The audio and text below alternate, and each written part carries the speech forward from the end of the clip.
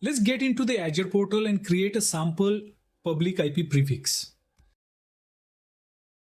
To get started with creating a public IP prefixes in Azure, simply type public IP prefixes into the Azure portal search bar and select the service from the results list. Simply click on the Create button in the middle of the screen or from the top menu. Alright, so on this screen, I'm setting up a public IP prefix in Azure. This is essentially a block of contiguous static public IP addresses that I can later assign to my Azure resources like firewalls, load balancers, and so on. At the top under project details, I've selected my subscription. In this case, it's Azure-Demo-1. For the resource group, I'm using RG-Region1-Networks. If I didn't have one ready, I could just click Create New here and spin up a new resource group on the fly. Next is the instance details section. I'm naming this prefix My Workload Public IP Prefix, which helps me track which workload this prefix is associated with. I've chosen Australia East as the region because that's where my workloads are hosted.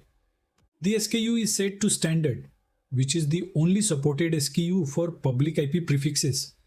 So I don't really get a choice here. Then I select the IP version. I'm sticking with IPv4 since that's what my resources use. There's also an option for IPv6 if needed.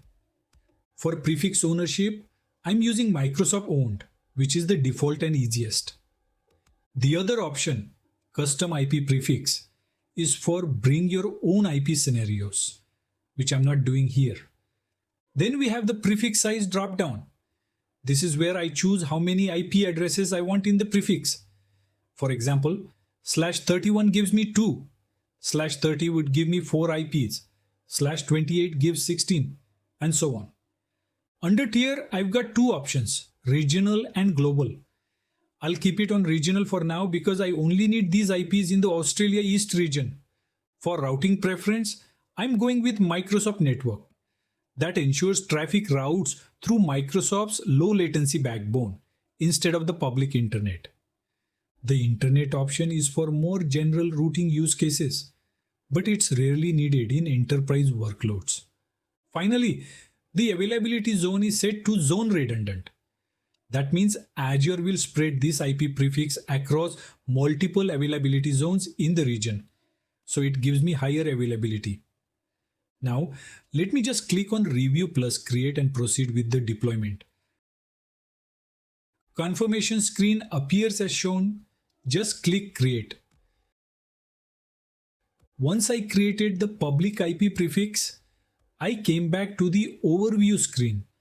And here I can see the prefix block 20.92.216.70/31 allocated.